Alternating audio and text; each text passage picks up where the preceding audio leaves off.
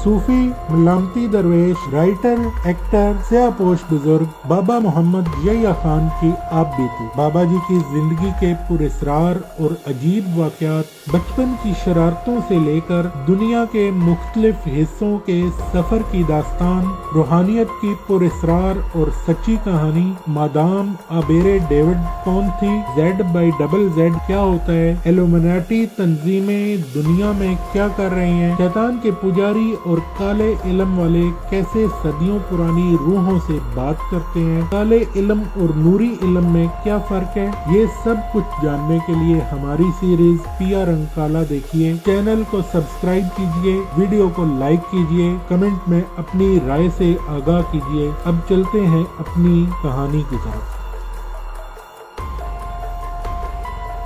Demand करने वाला भी तो मुझ जैसा इंसान है। खुश्क होंठों को दांतों तले दबाते हुए उसने जवाब दिया, वो इंसान नहीं, पागल कुत्ता है। तुम मुझे उससे मिला दो, उसका पता बताओ, मैं उसको सीधा कर लूँगा। नहीं बाबा जी, मैं ऐसा नहीं कर सकता।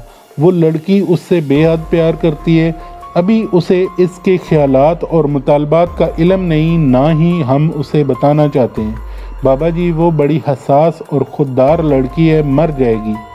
मैंने कुछ सोचते हुए कहा, घबराने या परेशान होने की ज़रूरत नहीं, तुम किसी न किसी तरह लड़के को काबू में रखो, जो भी मांगेगा हम उसे देंगे। बाबा जी, मगर हम उसके बेजा मुतालबात कैसे पूरे करेंगे? शरीफ साहब, इस वक्त ये मसला इतना आम नहीं जितना आम ये कि हमने लड़के को उन लोगों के चुंगल से निकालना है, चाहे उसके लिए हमें जायज़ नाजायज़ कुछ भी करना पड़े। गुर्दा आपने निकलवा दिया, अब हम बहुत आगे बढ़ चुके हैं। एक घड़ी के लिए हम पीछे नहीं हट सकते, बल्कि आप उसे कहें कि जो कुछ भी और चाहिए लिस्ट बनाकर हमें दे दो। जहाँ शेर वहाँ सवा शेर से ही, देखें वो कहाँ तक भागता है। मैंने उसे एक नई राडो निकाल कर दी और कहा, और भी जो कुछ मांगे मुझे बता देना, इंतज़ाम हो जाएगा। वो घड़ी लेकर चला गया और मैं सोचने लगा कि इंसान लालच में आकर रिश्ते नाते, इंसानियत, खुदा, रसूल सब कुछ भूल जाता है। उसे सिवाय वक्ती फ़ायदे के और कुछ भी दिखाई नहीं देता। ये भी ज़हन में आता कि ये लड़का बुरा नहीं है, सतही अक्ल और कच्ची सोच का मालिक है। किसी न किसी तरह उनकी निगाह में आ गया। अपने मतलब का पाकर उन लोगों ने उसे भरपूर जहेज़ का लालच देकर काबू कर लिया है। उसने भी सोचा होगा कि गरीब चचा की सीधी सादी आम सी लड़की से शादी करके उसे क्या मिलेगा, महज बीवी, जबकि उधर शादी करने से फैशनेबल बीवी के अलावा वो भी सब कुछ मिलेगा जो शायद सारी उम्र हासिल ना कर सके। वो महज लालच में आकर ऐसा कर रहा है, और अगर ये सारी चीज़ें उसे यहाँ से ही मुयस्सर आ जाएं तो यकीनन वो कोई राय फरार ना पाकर अपने खोंटे पे वापस आ जाएगा। मेरे दिल में उसे मिलने या कम से कम देखने की ख्वाहिश शिद्दत पकड़ चुकी थी। सोचा शरीफ मिलेगा तो मजबूर करूँगा कि भाई मुझे एक बार उससे मिला तो सही। मुमकिन है कि मेरी कोई बात उसकी खोपड़ी में बैठ जाए। 10-12 रोज़ बाद शाम के वक्त उसका टेलीफोन आया। बाबा जी, मैं सर्विसेज अस्पताल से बोल रहा हूँ, मंजूर की आंख निकल गई है, डॉक्टर उसका ऑपरेशन कर रहे हैं। टेलीफोन बंद हो गया। मैं बेजान रिसीवर को देखता रह गया। अस्पताल, मंजूर की आंख निकल गई, ऑपरेशन। ये मंजूर कौन है? खाक पर लेना पड़ा। कपड़े तब्दील करके अस्पताल चला गया। शरीफ मुझे 1-2 अजीज़ों के साथ खड़ा और दरवाजे पे ही मिल गया।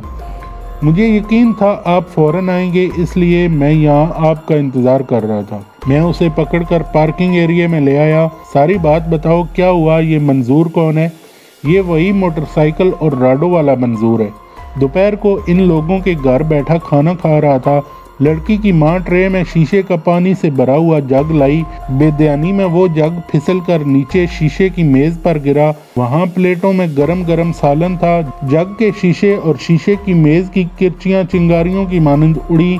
गरम गरम शोरबे के साथ शीशे की कोई किरची आँख के अंदर घुस गई। वहीं बैठे बैठे आँख का डेला बैठ गया। मिर्च मसालों से चेहरा लिथड़ गया। किसी तरह अस्पताल पहुंचाया। मैं कहीं गया हुआ था, घर पहुंचा तो ये खबर मिली। भागा भागा यहाँ पहुंचा तो डॉक्टर उसे ऑपरेशन थिएटर ले जा चुके थे। अभी तक वो अंदर ही है। बातें हो ही रही थी कि शरीफ का एक अजीज़ भागता हुआ आया, इतला दी कि मंजूर को वार्ड में ले जाया जा रहा है। हम दोनों अंदर आए। डॉक्टर उसकी रिपोर्ट लिख रहे थे। انہوں نے بتایا کہ اس کی ایک آنکھ ضائع ہو گئی ہے اور دوسری آنکھ بھی شیشے کے ٹکڑوں اور گرم سالن کی وجہ سے زخمی ہے۔ صفائی کر دی ہے، چند روز بعد پھر ہلکے سے آپریشن کی ضرورت پڑے گی۔ وارڈ کا پوچھ کر ہم اوپر سیڑھیاں چڑھنے لگے۔ بیچارے کی آنکھ، بابا جی دعا کریں اس کی دوسری آنکھ بچ جائے۔ وہ ٹوٹی ہوئی آواز میں مجھ سے کہہ رہا تھا۔ میرے پھٹے منہ سے فوراً نکلا، جو آنکھ کھرا کھوٹا پیتل سونا نہ پہچان سکے وہ رہے نہ رہے کیا فرق پڑتا ہے۔ وہ سیڑھیوں کی ریلنگ پکڑ کر رک گیا۔ بابا جی کچھ بھی ہو میرا چچا زاد بھائی تو ہے۔ یقین کریں وہ بڑا اچھا لڑکا تھا، بھائی بھی دوست بھی، بس دماغ خراب ہو گیا۔ دولت اور عورت چیزیں ہی ایسی ہیں، اچھے اچھوں کی عقل پہ پردہ ڈال دیتی ہیں۔ میں اسے بٹ بٹ تکنے لگا۔ اسی نو کی باتیں کرتے ہوئے ہم وارڈ میں آ گئے۔ اس کے بیڈ کے گرد کرٹن ڈال کر عارضی طور پر پردہ کر دیا ہوا تھا۔ 2 نرسیں اندر باہر جا آ رہی تھیں۔ اندر شاید کوئی ڈاکٹر اپنی کارروائی میں مصروف تھا۔ پاس ہی منظور کے والد اور ایک جوان سال لڑکی بیگی آنکھوں سے سر جھکائے کھڑی تھی۔ وہ ہمیں دیکھتے ہی سمٹ سی گئی۔ اس کے والد ہماری جانب بڑھے۔ منظور کا کیا حال ہے چاچا؟ شریف آگے بڑھ کر پوچھنے لگا۔ جواب میں وہ اس کے گلے سے لگ کر پھس پھس رونے لگا۔ مری سی آواز میں کہنے لگا، شریف پتر ایک آنکھ پھوٹ گئی ہے، دوسری کا اللہ وارث ہے۔ ڈاکٹر کہہ رہا ہے کہ شدید زخم آئے ہیں لیکن ٹھیک ہو جائے گا۔ شریف نے میرا مختصر سا تعارف کرایا۔ وہ میرے ہاتھ چومتے ہوئے دعا کے لیے ملتجی ہوئے۔ وہ لڑکی میرے سامنے کچھ فاصلے پہ اکیلی کھڑی تھی۔ میں نے اسے بغور دیکھا، وہ سر جھکائے شاید رو رہی تھی۔ مجھے سمجھنے میں دیر نہ لگی کہ یہ لڑکی یقیناً منظور کی منگیتر چچا زاد بہن تھی۔ ایسے میں ہیڈ وارڈن ہمارے پاس آئی۔ پلیز آپ لوگ باہر ویٹنگ روم میں تشریف لے جائیں، بڑے ڈاکٹر راؤنڈ پہ آنے والے ہیں۔ شریف کہنے لگا، کیا ہم 2 منٹ کے لیے مریض کو دیکھ سکتے ہیں؟ میں اس کا بھائی اور یہ اس کے والد ہے۔ مریض بے ہوش ہے۔ وہ گھڑی دیکھتے ہوئے بولی، زیادہ سے زیادہ 1 منٹ دے سکتی ہوں، اس کے بعد آپ باہر تشریف لے جائیں۔ پورا چہرہ سفید پٹیوں سے ڈھکا ہوا، ناک اور منہ میں پلاسٹک کی ٹیوبیں لگی ہوئی تھیں۔ بلڈ سٹینڈ اور 1-2 ریڈنگ مشینیں بھی سرانے کے قریب پڑی گرافنگ کر رہی تھی۔ پتلی پتلی تاریں سر اور سینے سے چمٹی ہوئی تھیں۔ لڑکی بھی اندر آ گئی، بیگی نظروں سے اسے دیکھ رہی تھی۔ باہر آ کر علیحدگی میں نے شریف سے پوچھا، یہ لڑکی منظور کی؟ ہاں یہی اس کی منگیتر ہے۔ اب چھپانے کا کوئی فائدہ نہیں، یہ میری چھوٹی بہن ہے۔ مجھے اندازہ ہو گیا تھا۔ میں نے ادھر ادھر دیکھتے ہوئے کہا اور پوچھا، وہ لوگ نظر نہیں آ رہے جن کے گھر یہ حادثہ ہوا ہے؟ چاچا نے بتایا کہ حادثے کے وقت وہ اپنے گھر موجود تھے۔ انہیں علم نہیں تھا کہ منظور ان کے گھر بیٹھا کھانا کھا رہا ہے۔ ان کی ملازمہ بکھلائی ہوئی آئی اور اطلاع دی کہ منظور زخمی ہو گیا ہے۔ وہاں پہنچے تو منظور کی آنکھیں، چہرہ لہو لہان، اس کے کپڑے، صوفہ، پیچھے کی دیوار سالن کے چھینٹوں سے اٹے پڑے تھے۔ شیشے کی میز اور برتن کرچی کرچی ہو گئے ہوئے تھے۔ لڑکی نے روتے ہوئے بتایا کہ اس کی والدہ کے ہاتھ سے پانی کا جگ پھسلنے سے یہ حادثہ پیش آیا ہے۔ ماں دل کی مریضہ دل پکڑے صوفے پہ نڈال پڑی ہوئی تھی۔ منظور نے بھی اس واقعے کی تصدیق کی۔ ہم نے فوراً گاڑی کا انتظام کر کے ہسپتال پہنچایا۔ باقی سب کچھ آپ کے سامنے ہے۔ تیسرے دن منظور کا ایک اور آپریشن ہوا۔ باقی ماندہ آنکھ سے مزید شیشے کے ذرات نکلے تھے۔ 10-12 روز میں اس کی پٹی اتار کر سبز شیشوں کی اینک پہنا دی گئی۔ بینائی بری طرح متاثر ہوئی تھی، صرف روشنی اور دھندلے دھندلے سائے دیکھنے کی متحمل تھی۔ ڈاکٹروں کے مطابق وہ آہستہ آہستہ صاف دیکھنے کے قابل ہو جائے گا۔ 15-16 روز مزید گزر گئے۔ اس کی منگیتر اور شریف کی بہن جس کا نام شاکرہ تھا مسلسل اس کی تیمارداری میں مصروف رہی، جبکہ وہ لوگ ایک بار بھی اسے دیکھنے ہسپتال تک نہ آئے۔ منظور جب گھر لوٹا تو ایک آنکھ مصنوعی پتھر کی اور دوسری کمزور بینائی والی، جس میں سرخ سرخ زخم ابھی تک باقی تھے۔ اب تو جیسے اس کی دنیا ہی بدل گئی۔ جہیز، موٹر سائیکل، راڈو کی گڑی تو دور کی بات، اس نے تو بنایا ہوا جہیز بھی قبول کرنے سے انکار کر دیا۔ اسے شریف کے گردہ بیچنے کا بھی علم ہو چکا تھا۔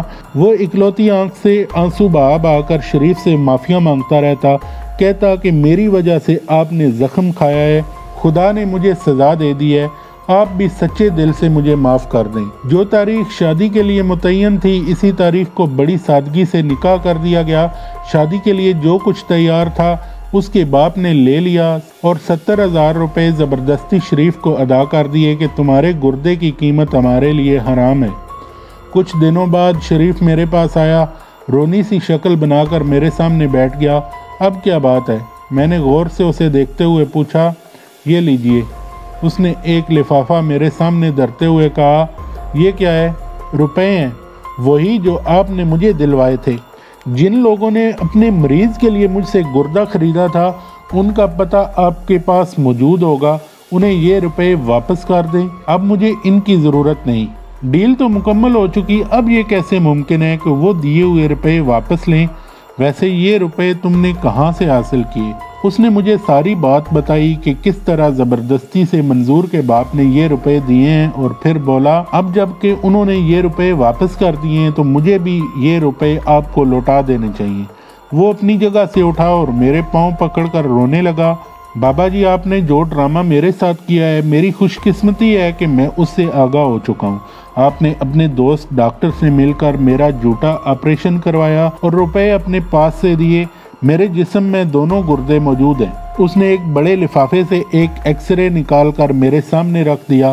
آج صبح میری کمر میں سخت درد تھا، ڈاکٹر کے پاس گیا تو اس نے گردوں کا ایکس رے کروانے کا مشورہ دیا۔ ایکس رے کروائے تو ڈاکٹر نے کہا تمہیں معمولی پیشاب کی تکلیف ہے، خوب پانی پیو، تمہارے دونوں گردے صحت مند ہیں۔ میں نے جب اسے اپنے گردے کے آپریشن کے متعلق بتایا تو اس نے پھر میرا ایک اور ایکس رے لیا، لٹا کر مکمل معائنہ کیا، پھر مسکرا کر کہنے لگا، بھائی تمہارا گردہ نکالا نہیں گیا بلکہ تمہارے ساتھ ڈرامہ کیا گیا ہے، صرف اوپر سے کھال کو چیرا دے کر ٹانکے لگا دیے گئے ہیں۔ یقین نہ ہو تو کسی اور ڈاکٹر سے معائنہ کروا لو۔ اس کے باوجود میں ایک اور ڈاکٹر کے پاس گیا، اس نے بھی اچھی طرح معائنہ اور ایکس رے کے بعد پہلے ڈاکٹر کی بات کی تصدیق کر دی۔ بابا جی آپ بڑے گریٹ۔ اس کی بات مکمل ہونے سے پہلے ہی میں اسے برا بھلا کہنے لگا، بہتر ہے کہ تم یہاں سے بھاگ جاؤ، تم جیسے کم ظرف لوگ تو کسی غریب کا پردہ بھی نہیں رہنے دیتے، دفع ہو جاؤ اور مجھے کبھی اپنی شکل مت دکھانا۔ ملاحظہ فرمائیے، آپ نے دو مختلف انسانوں کے دو مختلف قصے، سرور مالی اور شریف پلمبر، ایک نرم و نازک پودوں کو توجہ، نرماہٹ اور پیار سے نشو نما دینے والا، سنچائی اور نلائی سے پروان چڑھانے والا، انسانوں کے اعتبار اور خلوص و پیار سے کیسا مذاق کرتا ہے، اور ایک آنی سختی، تندی، توانائی سے نبرد آزمائی کرنے والا کیسے نفیس جذبات اور دوسروں کے پیار اور اعتبار کو معتبر رکھتا ہے۔ بات یہاں سے شروع ہوئی تھی کہ جانکا لگانے کی عادت والا بڑا خوار اور خجل خراب ہوتا ہے۔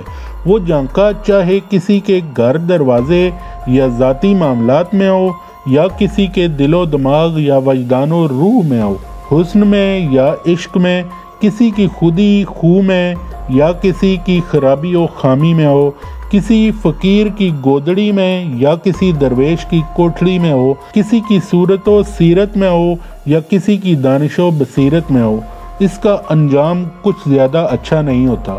درویش کو تاکہ جھانکی کی بڑی عادت ہوتی ہے، یہ پہلے اپنے گھر سے شروع ہوتا ہے، اپنے دل کے کسی روزن سے اندر جھانکے گا، وجود وجدان کی ٹو لیتا رہے گا، روشنی اور روح کی جاسوسی کرے گا، ادھر سے جی برا تو اپنے ارد گرد شروع کر دے گا۔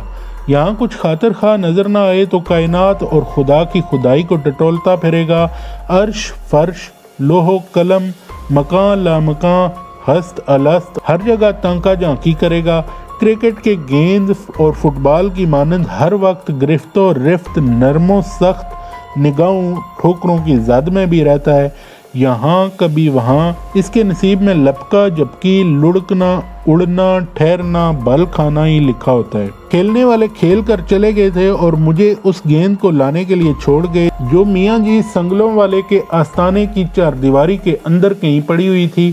کیسی خوش نصیب گیند تھی جو ایک درویش کے اندر جھانکا لگانے کے لیے اڑ کر وہاں پہنچ گئی۔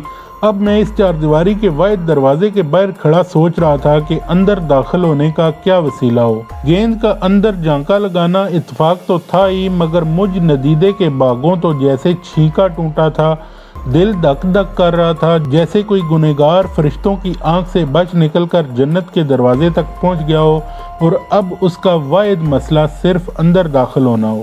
وہ باہر کھڑا بڑا دماغ لڑا رہا ہے، مگر فی الحال کوئی قابل عمل ترکیب اس کی سمجھ میں نہیں آ رہی۔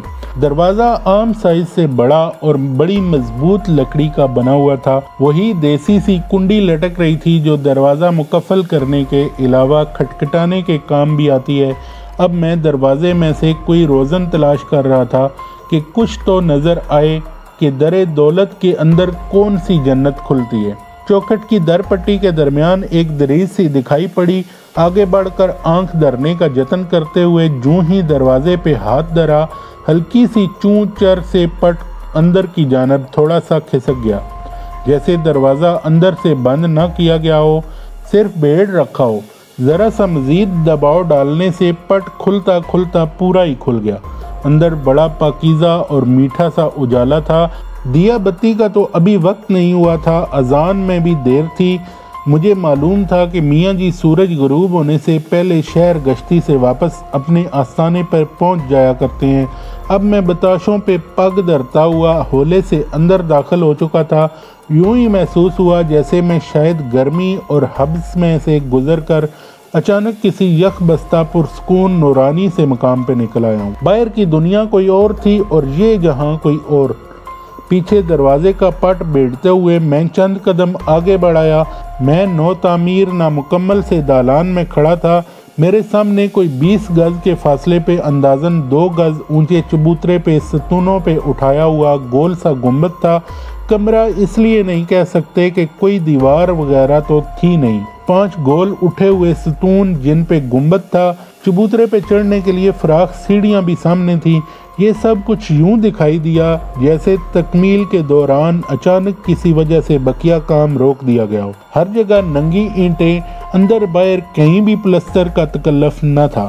گنبد والے چبوترے کے چاروں اطراف خالی جگہوں پہ اینٹیں، روڑے، بجری، ریت، مٹی وغیرہ جاڑ جنکار کے تومار لگے پڑے تھے۔ صدر دروازے والے برآمدے اور گنبد کے علاوہ کوئی حجرہ یا کمرہ دکھائی نہ دیا جہاں میاں جی کی موجودگی کا گمان کیا جا سکتا ہو، لیکن مجھے یقین تھا کہ میاں جی یہیں کہیں موجود ہیں۔ کہاں ہیں، بس یہی کھوجنے کے لیے میری نظریں آستانے کی چاردیواری کے اندر ہر جگہ کا جائزہ لے رہی تھی۔ پھر میں سوچنے لگا کہ یہاں تو میاں جی جیسا بھلا انسان دکھائی نہیں دے رہا، ایک چھوٹی سی گیند کہاں سے ملے گی؟ ایسی وسیع جگہ جو تعمیراتی مال مسالے، کاٹ کباڑ اور جاڑ جاڑیوں سے اٹی پڑی ہو، کسی گیند کو تلاش کرنا ایسا ہی تھا جیسے کوئی بھوس بھری کوٹھڑی میں کسی برگد کے چھوٹے سے گولڑ کو تلاش کرتا پھرے اور پھر اوپر سے راگیشری اور للت ملاپ کے اچنگ سمے تو سامنے پڑا سونا سیسا لگے اور سیماب گلا ہوا سرما جاپ پڑے۔ میں نے گیند کی گدی چھوڑی، اس گیلانی کی گرہ پہ دھیان دیا جس نے ایک گیند تو دیوار کے اوپر سے اڑا کر کہیں چھپا لیا تھا اور دوسرے گیند کو کواڑ کھلا چھوڑ کر اندر بلا لیا تھا۔ سیڑھیوں کے روبرو کھڑا میں اپنے آپ ہی گنگنانے سا لگا، چھب تلک سب چھین لی منہ سے نینا ملا کے۔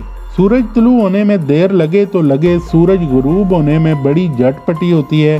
عروسہ شام ذرا سا شرمائی، گال لال گلال کیے، کجر نینوں سے ہلکی سی ادا دکھائی اور سرمئی آنچل سے گھونگھٹ کاٹ لیا۔ بسم اللہ پڑھ کر میں نے پہلی سیڑھی پر پاؤں رکھا، دوسری، تیسری، 7ویں پہ پہنچ کر میں رک گیا۔ سیڑھیاں ختم اور چبوترا شروع تھا۔ سامنے کچے فرش پہ کچی سی قبر، سرانے کچی اینٹوں کے تھڑے پہ مٹی کا ٹوٹا ہوا دیا۔ میں نے سوچا کہ شاید یہ قبر میاں جی کے بابا جی یا کسی بزرگ کی ہو، لیکن ایسی ویرانی، تنہائی، اداسی، روایتی بزرگوں کی قبر کی مانند یہاں کچھ بھی نہیں تھا۔ یوں تو قبر بھی مٹی کا ایک ڈھیر ہوتی ہے، پھول پتی، خوشبوئیں، اگربتیاں، دیے، چراغ، مصحف، چادر، غلاف اور کچھ دیگر لوازمات اس ڈھیر کو برگزیدہ کی قبر لحد مبارک یا مزار شریف بنا دیتے ہیں، مگر یہاں ایسا کوئی تکلف نہیں تھا۔ نیچے ارد گرد بھی جا بجا مٹی کے ایسے ڈھیر تودے لگے پڑے تھے۔ اب میں اس ششو پنج میں تھا کہ فاتحہ پڑھوں یا بھاگ لوں۔ بلا ارادہ اچانک میرے منہ سے نکل گیا، السلام علیکم یا صاحب مزار۔ میں نے فاتحہ شریف کے لیے ہاتھ اٹھا لیے، ترت جواب ملا، وعلیکم السلام ورحمۃ اللہ وبرکاتہ۔ جانے سے پہلے ہماری ویڈیو کو لائک کیجئے، کمنٹس میں اپنی رائے دیجئے اور چینل کو سبسکرائب کیجئے۔ ملتے ہیں اپنی اگلی قسط میں۔ السلام علیکم۔